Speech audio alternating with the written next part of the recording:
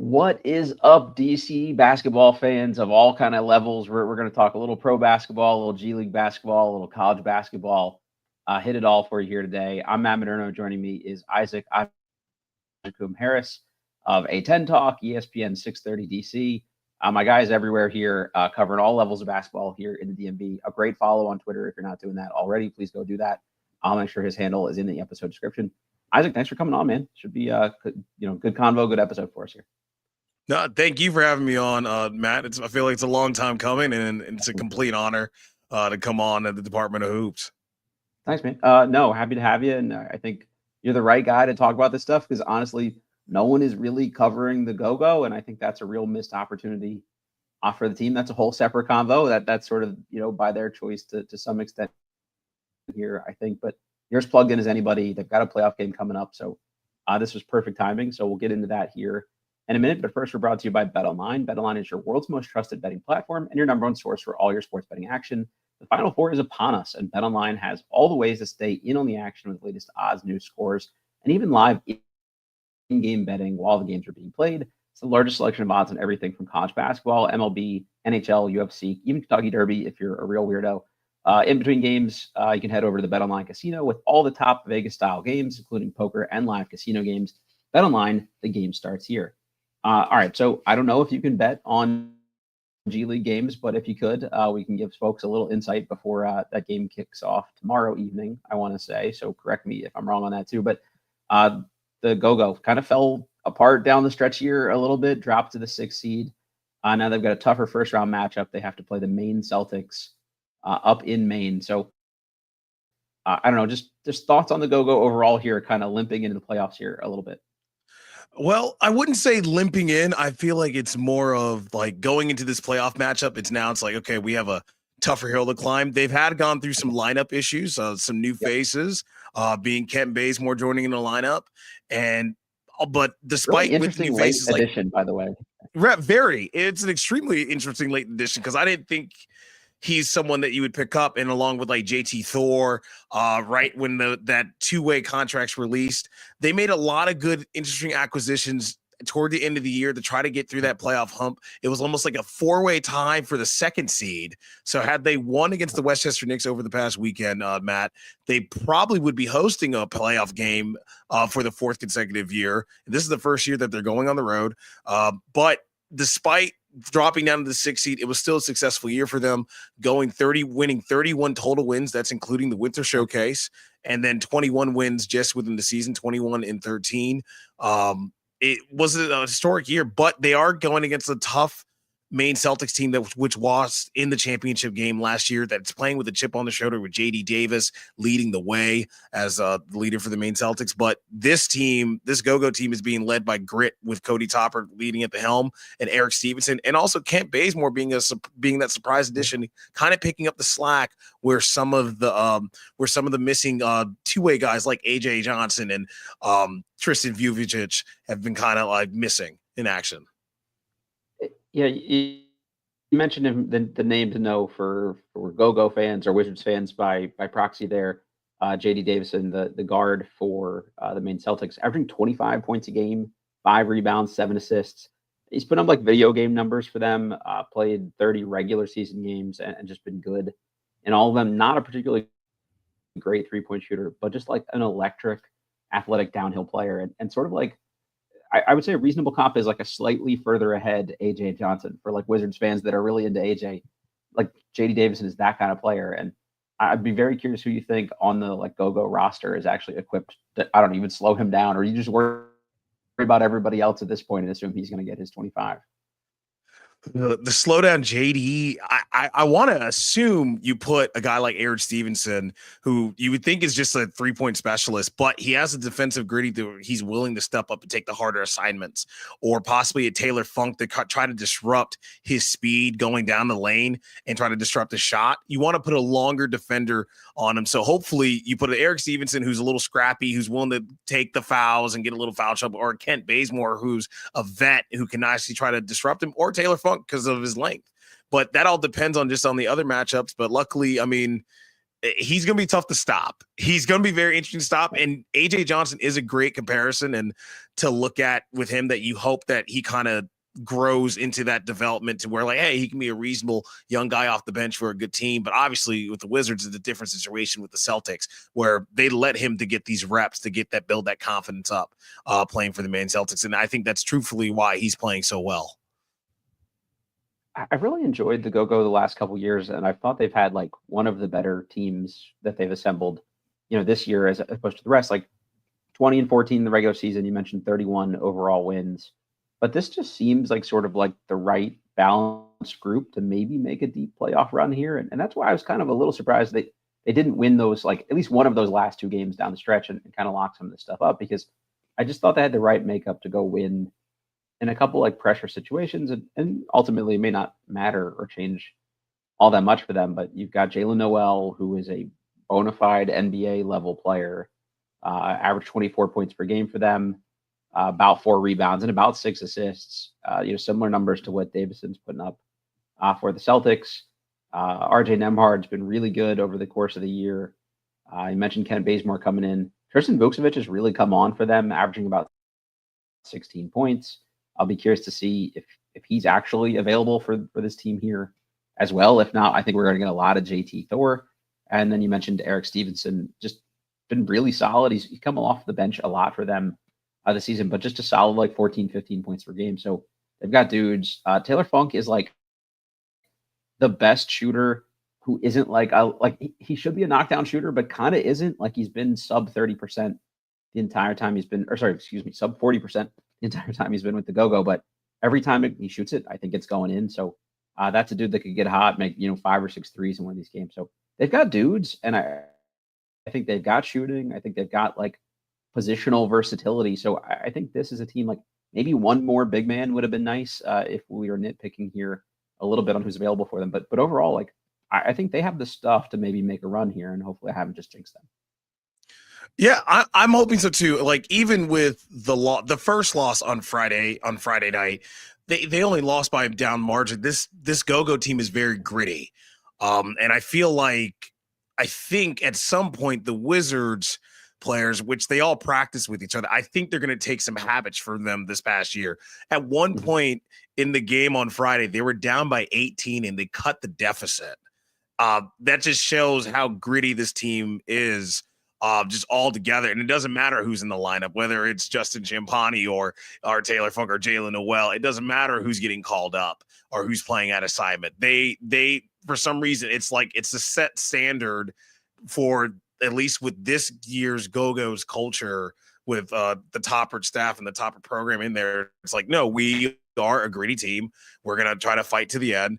And that's how we try to do it. So being a 6 seed, I feel like kind of alleviates that pressure off this team, especially when you have a lineup where a lot of your young guys that should be playing like consistently with your team is going to be getting more minutes on the NBA season as the NBA season starts winding down. So it's going to be a very interesting matchup to see to where, like, I think the pressure's off them a little bit. I mean, they came like coming down from 18 in a professional basketball game, whether the G League or the NBA, that's a hard deficit to do in a quarter. That's extremely hard to do. And they did it very quickly. And I feel like the Wizards are starting to take a little bit of habits from that. And that's just my opinion after watching both teams throughout the year. There's some habits that the young guys are taking from that era. And obviously we've seen it work with Justin Champagnie getting a fully guaranteed deal. So I feel like it's a good recipe for an interesting little more April madness in the NBA.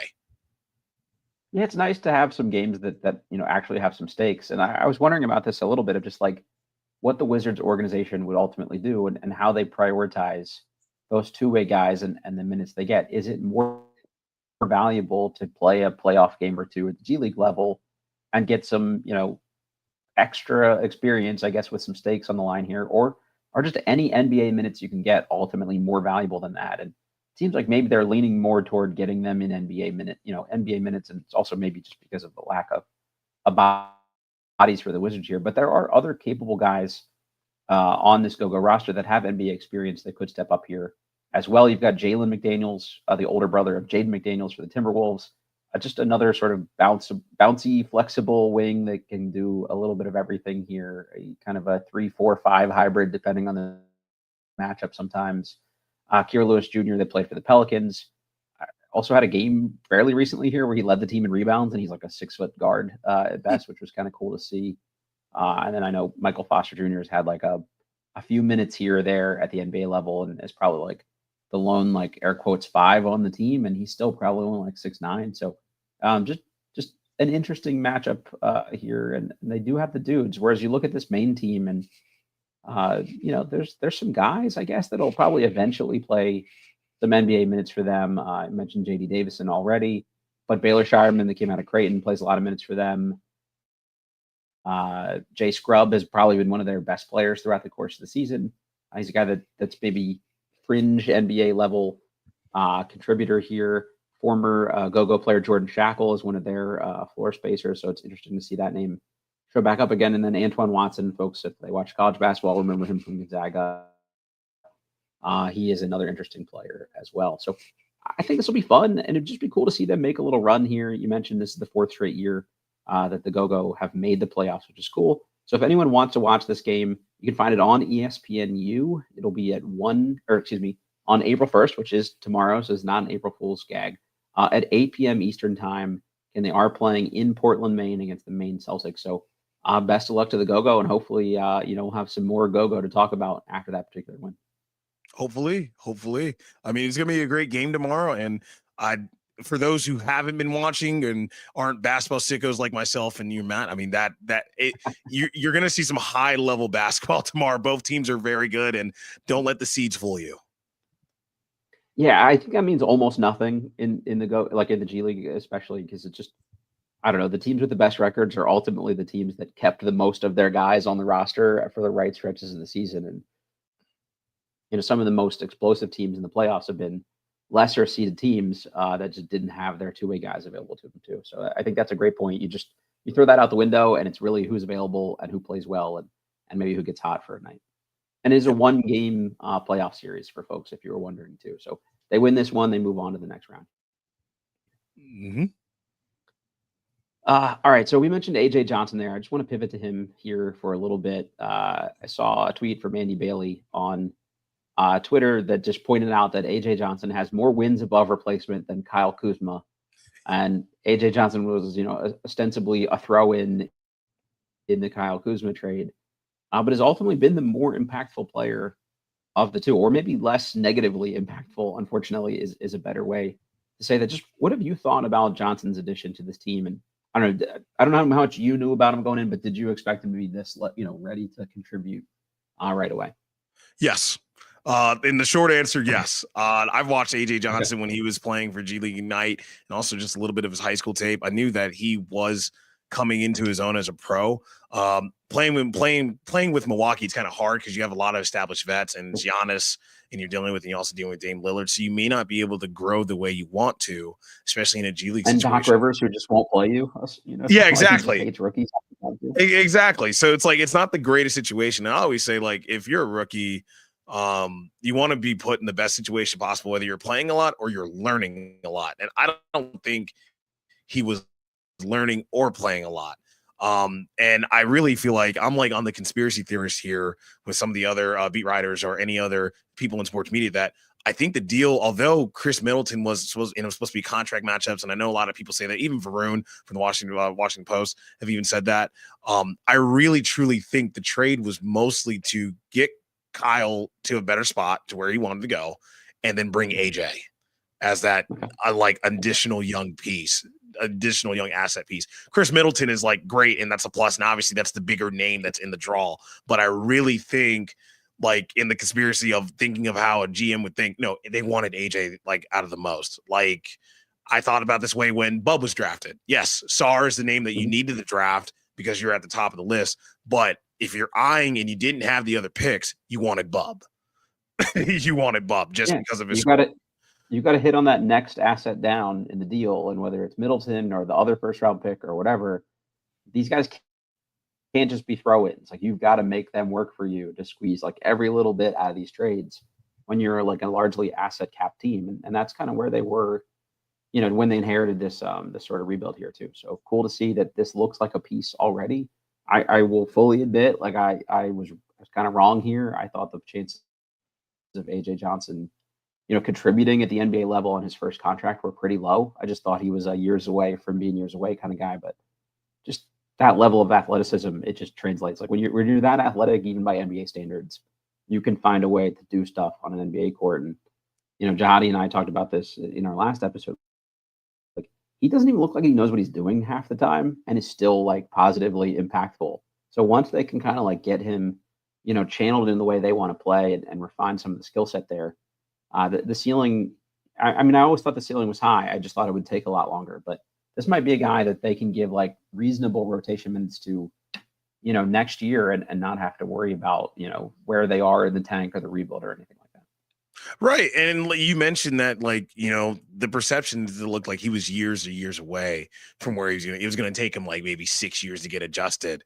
But you can't, right. But you can't coach that athleticism into somebody in the league. You either have it or you don't, and you just build on it. And I mean, you can only imagine if AJ was in, like, I mean, thank God the Wizards got him in the trade, but imagine if AJ went to like a Thunder or like or like an organization that had the rich get richer.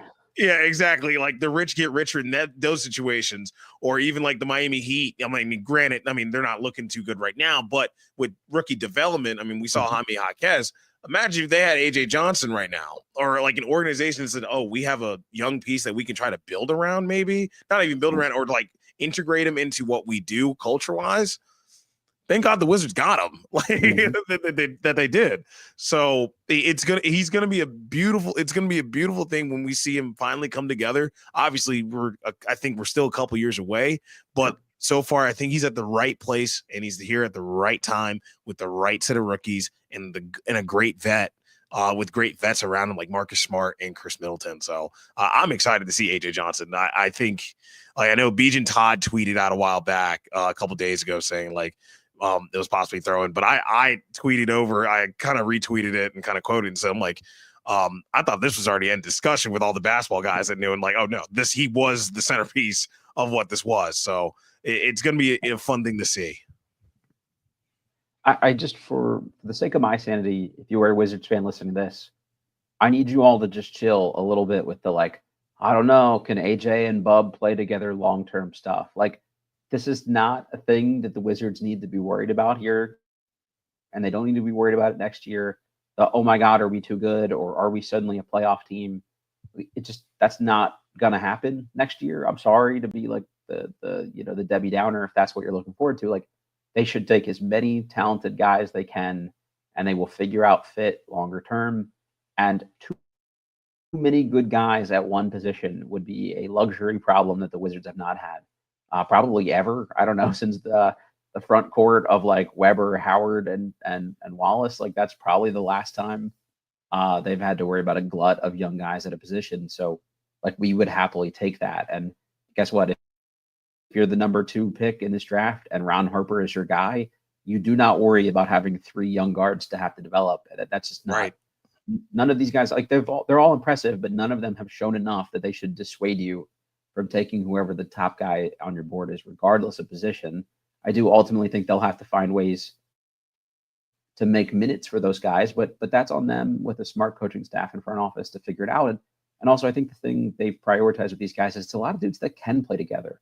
Like, I could see a Bub AJ backcourt, making reasonable enough sense to me that I wouldn't be scared to see them play minutes together next year. Right. And you shouldn't be scared. We're in rebuilding. We can't be scared of experimenting now. I mean, exactly. Like, we're not trying to chase playoff. We're not trying to chase a play-in spot right now. Maybe in year 3 of this, I would be scared, but like, I'm experimenting. But right now, no, we're having fun. Exactly. Just get as weird with it as you can. Have fun. Play as many different interesting lineup combinations as you can, and all that other stuff will kind of sort itself out downstream. And the same thing applies to any of the vets on the roster. Like, the presence of Marcus Smart should not deter you from taking another guard. And those are the kind of guys you can kind of clear from the roster and move on from, if they become an impediment to these guys. Now, maybe somebody like an AJ doesn't play a ton of minutes for the Wizards, pre-trade deadline or something next season. But again, he's still got plenty of development growth to move, and he's a guy that would obviously make a lot of out of G League minutes for him next year too. So that is the reason you have a G League team, and they'll make it work if that's a thing they need to make work. Without a doubt.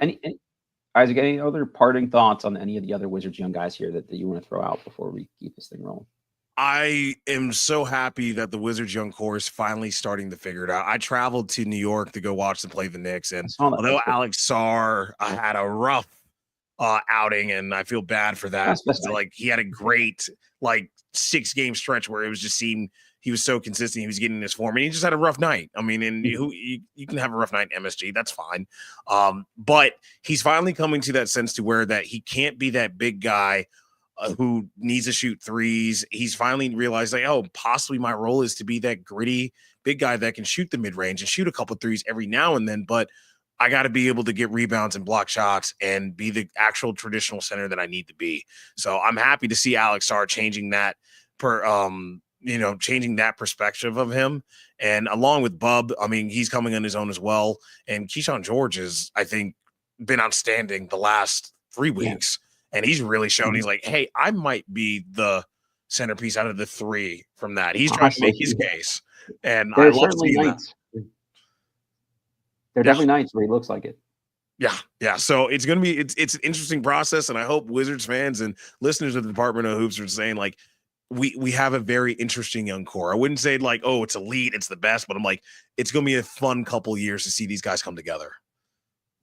I think it's like an irons in the fire thing, right? Like as many of them as you can have, all of these guys have a chance of panning out. Will all of them? I hope so, but odds are probably not. Even the best teams don't, bat 1,000 with their young guys in that development process. So I think they'll all be varying levels of contributors at the very least. But the fact that any of the, let's say now 4 rookies that they've got on this group could turn into a piece, for the future here is pretty cool. And if you get multiple ones, now you're cooking with gas. So that'll be really cool to follow. Let's transition over to the college world here for a little bit. My Maryland Terrapins are just, I don't know. That was a very tough way to end what was an otherwise very fun season. Just the Kevin Willard situation was very mishandled in my personal opinion, but it is kind of what it is at this point. Not really worth spending a whole lot of time on him. But a couple of the names here for potential replacements are guys like Buzz Williams at Texas A&M, which is kind of a lateral move to me personally, but might be maybe the best of the guys they're going to have accessible to them in terms of short-term development here. But 2 of the names specifically that I think are thrown in the mix for long-term guys here are George Mason's Tony Skinn and American's Duane Simpkins. I know you're big into the college basketball scene here in the area too. So just want to get your thoughts. Are there any names for this Terps job that stand out to you, or who would you like to see it be? I know, and before the Maryland fans and the Shock podcast listeners get on me and tweet at me, I'm saying crazy. I don't believe Buzz Williams is taking the job. That's just my opinion. I don't think they want him either. To be honest with you. Because my thing is, who's to say Buzz Williams doesn't leave for Virginia Tech in 3 years? Right, exactly. If it opens up, and because he was his most successful, other than Marquette, he was very successful at Virginia Tech, and he's possibly one of the greatest coaches in Tech history. Who doesn't say he doesn't leave or wherever's next? Wherever. Yeah, you're absolutely right. So I don't see Buzz, and I know a lot of I hate to say this to Maryland fans. This is going to be the first time in your coaching search that you're not a top 30 job anymore just because of NIL and rev share, and you have no athletic director. And now it's up to the president and your donors and, whoever you views as your board of trustees to make that decision and negotiate for a new coach. And if it comes down to that, I'm going after the 2 guys that just got extensions and say, okay, they're cheap buyouts given who we are. We're University of Maryland, and both would want to stay long-term. Now, I think they should interview a 3rd person that's locally that should be on the short list that no one's talking about, but I don't think he'll leave his current school. And dare I say, I'm going to be probably ostracized probably when people listen to this. I think Chris Caputo should get an interview. Yeah, I And mean, honestly, yeah, why not? why not? Like, why not? You go after the top three mid-major coaches in the DC area. You go after Duane Simpkins, Tony Skinn, and Chris Caputo, and see what they all Mhm. say, because they all were working with limited resources in NIL. And from what I believe, I don't even think Americans working with resources in NIL, from what I understand. Yeah, And no, they had no NIL budget this year whatsoever. exactly. So you got three of the winningest coaches. Then also you can and you can add Kenny Blankley from Okay, Howard as well if you want to. I don't see him leaving Howard because I think he wants to build Howard up and do something beautiful there. But obviously, I think those are your top three. And then you try to go pursue the Power Five coach that you think you can get, like a Buzz Williams type, or even, I mean, I saw a random tweet saying Nate Oates, even though I don't believe that whatsoever. okay. Uh, So let's do the NATO Oats one real quick here because I said so many people send me that and be like, "Oh my god, I thought you said right. they were going to get a big name." It's like that was literally one dude tweeted that, a Maryland fan. If you looked at all his other tweets, it was like hating on Kevin Willard and all this other stuff. And then it got aggregated by a bunch of troll accounts, one specifically an Indiana troll account who hates everything Maryland. So that was never on the table. And multiple sources who have now confirmed that with NATO would say he has no interest. Right. And if people put any thought into this, that was a guy who was a $15+ million buyout. So Maryland was never going to do that. If not having enough money for basketball is the core issue here, they weren't going to pay a guy to come here just for the right to pay him to also be the coach. And another name along those lines that's been interesting to some Terp fans, I think, has been Mark Byington from Vanderbilt, and he's in a similar boat. The James Madison former coach. I think Jeff Goodman from Field of 68 reported he got like close to a $15+ million buyout as well. So like the Terps just aren't in a position to do that. So people will say names like that, but then also say, oh, Tony Skinn and Duane Simpkins are off the table because they signed extensions. And I would just also say that those extensions will not preclude Maryland. Those are not the kind of extensions or buyouts that Maryland will be dissuaded by. Like Tony Skinn's buyout is a 6-digit number. Like, is a couple $100K going to stop them from going to get their guy if they decide he's their guy? The answer to that is definitively no. And the same thing applies to Tony Skinn here as well. If those guys kill it in the interview process, like they'll be the guy regardless of a buyout or an extension. Right. And that's true. I mean, we were talking about it. I was talking with some of our other fellow A10 talk writers because I cover George Mason. They said, do you see Tony being the guy? I want to say no, not as a fan or trying to say, oh, keep him at Mason. But I think Sure. Tony, in my opinion, Maryland, if I'm not mistaken, and Matt, you can say this as an alum as well, Maryland wants, I think for the first time in a long time, not an outsider. Yeah. They want someone who has closer ties to the Terp family than a former assistant.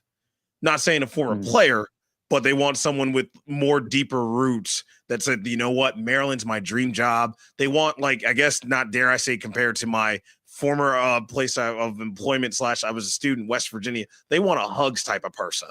Yeah. A Bob Yeah. Huggins who's like, I'm all for Maryland. I love Maryland. I want to wear my flag. I want to rep the Terps. And I just don't see Tony doing that unless it's for the right price. I think there's another bigger job in play for him, possibly in the Big East, but I'm not going to go into that. That's just my opinion. There's no rumors or anything like that. I think I think Tony takes real pride in representing the area at the very Right. least. And whether he's a Maryland alum or not, he is a DC guy. And this is, in my opinion, the preeminent DC job. And sorry, Georgetown fans, it's just kind of where we are the last, I don't know, basically this century, overall here. So to me, I think he's at the very least a guy that it would take a really, really big deal for him to move on from. If he was willing to leave his alma mater to take a job like Maryland, I don't think it's a thing he would leave lightly. And to me, that's enough. Like you can never say definitively that some bigger job won't open up or whatever. But I don't think Tony is the kind of guy that would use that job as the stepping stone. I think you could at least theoretically see him there for a while. And someone like Duane, like that's, I think the pinnacle job. And to me, that would be the type of person I would be interested in. I think the thing that Tony gives you is just like he gives you a little bit of an edge in a different way. Like Turgeon was a little like prickly with the media sometimes, and Willard did the like I'm an asshole thing and thought that was funny. I guess I don't know, but we agree with you. So I don't know why you need to say that, but Tony's like he brings a little like grit to it, but in like a cool way, and I think that's something this Maryland job could use as like a coolness infusion. And you look at like Xfinity Center, like even late in the season until the game, like until everyone knew this team was really good, that place still wasn't really rocking except for like a couple of games here or there. Whereas like if they're good under a guy like Tony, he'll bring in the rest of the DMV. He'll get people excited beyond just the Maryland alumni base. And that's what big programs do. They bring in fans that aren't just all former, alums of the school. Like that's what the best programs do. They bring in the area. And I don't think Maryland's done that particularly well. Whereas like I think Tony would help with that. And the cool thing about Duane is like if you go to an American game, it's like a Maryland reunion. There were a ton of former Terps in there, maybe more than that are at most Maryland games. So I think either of those names, it would just help build up the brand in the area, and that's I think what this thing needs more than anything. Any of these guys are all good coaches. I think with the right resources you're going to get at Maryland, like okay, yeah, maybe it's not the same resources you get at Villanova. They're going to be pretty well set up, and there'll be more resources than these guys are used to having. And they can all coach basketball. They all like they only have 2 years of head coaching experience. I don't give a shit. Like both Tony and Duane are basketball lifers. They're long-term coaches. They've been assistants at different levels.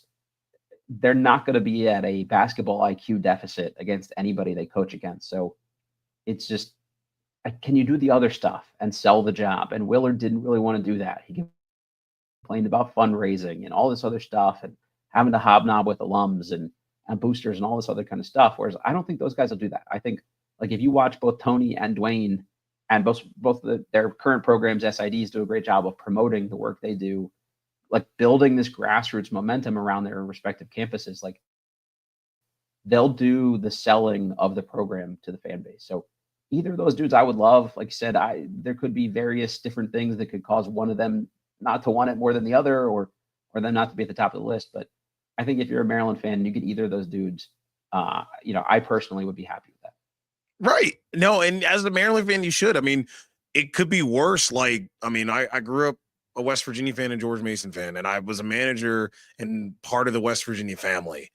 Mm-hmm. It could be worse. You could be like West Virginia, where the top guy that you wanted, that you just hired, should have been the top guy, but you interviewed everybody else around, and you made the guy that you just hired, who actually, in my opinion, based off his coach, Ross Hodge, he should have been number one on the list based off his winning percentage. And I'm like, whoa, why did we interview him late? And I get it. It's the semantics, the donors, other outside stuff that comes in, and especially how DeVries left for Indiana. But Maryland's in that situation saying, okay, interview the top guys first on that list. Don't do what West Virginia did. Wait around, like interview everybody that you needed to interview. And, you have your top guy. I mean, obviously, I still think a name that should come up even in Maryland, whoever the head coach is, Chester Frazier, the associate coach from West Virginia. He's a Baltimore native who is coach. He's a coach. He's almost similar to Duane and Tony, just a basketball lifer that has been coaching around the entire country and has found a way to recruit through his home and kind of represent Maryland. He's someone that you talk to like that. So it's going to be interesting. So Chester's an interesting name you brought up, and Colby Jacobino of Made Hoops and Inside Maryland Sports sort of tweeted out a little tease that Chester has a big time job for this season, and I don't know what that means. So I don't know if he's going somewhere else already anyway, but there are a lot of like really good local dudes that they could go out. Either of these guys could go out and add to their staffs, and I think that's something I'd like to see at a minimum. I've talked about this with several different Maryland players here recently that are in the coaching ranks about just having no former Terp players on that coaching staff the last few years is just weird to me, and how it seemed like Willard almost like wanted to separate himself from like, the tradition of the program. And you got guys like Byron Mouton locally that have been successful high school coaches. You've got a guy like James Gist that played for years internationally and would bring so much interesting experience. He's doing some skill development work with kids and player development stuff. He'd be a great pickup. Somebody like a Sean Mosley does the same thing. Maryland fans, I'm sure, have now seen that Steve Blake tried to throw his name in the ring. Like, I don't know that I love that, like cold out of the gates as the head coach for next year, but he's super interesting, and that's a guy I'd happily put on the staff. He's got some NBA assistant coach experience. Like, you could build out a really cool like team approach and then just go get some local former head coach to advise you, have Gary consult a little, or Jimmy or whoever, to like help you get some dudes from the Under Armour side of things. Mike Bray is a name that Maryland fans joke about, is like, oh my God, if he's the head coach next year. But that'd be an interesting dude to just even be here on like a consulting basis to help build up, some of the structure around how to build the program and things like that at the Power 5 level. So there's just a lot of people here that are resources in the DMV. So I just almost feel like they can't get this one wrong. But I shouldn't say that out loud, because if they can get it wrong, I don't know, maybe they will. And the AD search is actually the one I think is more, scary to me of how that ultimately goes. Last name I'm talking about, popular name among Terp fans, is UConn assistant Luke Murray. Just that's one, like, obviously he's one of the best assistant coaches in basketball, the offensive coordinator for a really innovative offensive team, a great recruiter by all accounts. So I think he'd be an interesting name. He actually sat literally 3 feet away from me in Raleigh during the first round in the NCAA tournament. He was scouting Florida against Norfolk State. That was cool to see, just sort of him and another assistant coach sort of pick each other's brains. He's got a little bit of that Hurley vibe to him. So I think, there is a little like Brad and Chad there of just like, hey, we're kind of broy about it. But so it would be interesting to see how like that personality is received by the fan base here. But the guy obviously knows basketball, and I don't think that would be a guy I'd be scared to take a shot on, even though he doesn't have head coaching experience. No, and Luke Murray's an interesting one because, I mean, I think he's the only outsider, I guess, outside DMV hire that I would consider, even before any of the big coach, because he's been coaching around everywhere, and he's had the recruit everywhere, from being in the Big East, from being in the A10, and being at Townsend, like way back in the day. You remember that stint with him when he was starting his coaching career. He's very fascinating to me, but would I say he's top of the list? No. Because he's been at UConn, and for the last few years. He's been very comfortable. I think for him, I think he'd take another job instead. I mean, obviously, if Maryland offer, I don't think he would say no. But I also think there's other jobs that, like, it's about fit too. And I think that was the thing with Kevin Willard, was at the time pre-NIL, he was a good fit after the Turgeon era. Like, he had a successful run at Seton Hall. It was a good fit. It made sense. But now with NIL, rev sharing coming in, Kevin Lillard is used to being, the focal point, his program being the focal point. You want someone that can adjust to understanding, saying, hey, UMD sports, although we are a basketball school, hey, the other sports, you might not get the same resources as the other sports. So, like, I don't know if Luke Murray's that guy who understands that, who's like, yeah, I'm a Maryland lifer. Like, I'm going to be here for 15 years maybe and really build something. That's the only reason why. And so I think Maryland for the first time in a long time, they need to search like they're searching for the next Gary Williams, someone who's going to be a lifer. And obviously, luckily, we're in a beautiful time in the DMV. And also, even if you want to even throw out even just in Mid-Atlantic or Southeast basketball, where there's a lot of good coaches and a lot of good options in the mid-major ranks that they should give a shot to. Yeah, that's the thing for me with Luke Murray, is I wonder, that's a guy I could more likely see this being a stepping stone job for. Like, there's no real ties to keep you here long term. And let's say 2-3 years from now, he does a good job, and Danny Hurley does decide to jump to an NBA job or whatever the case may be. Does UConn try to pull him away? And that would be something I think would be appealing to him too. So I just don't want to be back in this position again 2-3 years from now. And another name that was popular was Alan Huss from High Point. I worry the same thing there. He's a Creighton alum, reportedly had a deal on the table to be a coach in waiting and go back there to be associate head coach for a few years until Greg McDermott retires. Like, I ultimately wouldn't want that to be my guy and be back in this process again. So that's what I worry about with Luke Murray too. So that's why I would focus on a DMV guy. because they are going to mean this job will mean a little bit more to them, and hopefully it's something you can build around, and we'll see what becomes of it. Isaac, this has been great, man. I'm keeping you up here late on the East Coast for you. I'm here on the West Coast, so I could do this for another 4 or 5 hours probably. But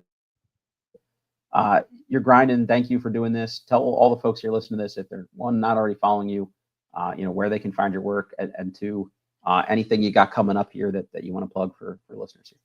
You can find me on Ike Irie on X, and as well as Ike Irie on Instagram 224. But I do have some upcoming stuff, but I'm not allowed to release it. There is potentially a new pod coming out, a new basketball pod coming out into the DMV. Can't tell you where it's being just released just yet. It might be released on a radio station here and there. Not the radio stations that you think, but the radio station that I'm affiliated with as a contributor. And you can catch me on A10 Talk. I still recovering from the A10 tournament in March Madness to write my whole thing on George Mason. So stay tuned for that. And no, I appreciate Matt and the Department of Hoops fans, and hope to see you guys watching some more go-go stuff and any other college basketball stuff throughout the summer. Yeah, more basketball to talk about is always a good thing. I hope the Go-Go make a deep run, only because I just had this sudden realization in the last 2 days, like, oh shit, basketball is almost over for the year. And then I have to face reality all summer, and I'm definitely not looking forward to that. So keep it going for as long as possible, Go-Go. I'd appreciate that. All right, everybody, you know the drill. Isaac, thank you again. Listeners, rate, review, subscribe, all that good stuff. We appreciate it. If you're watching on YouTube, click that little like button for us. Subscribe button, little notification button, so this shows up right on your device every time we go live. As always, we're presented by betonline.ag, and we will catch you all next time.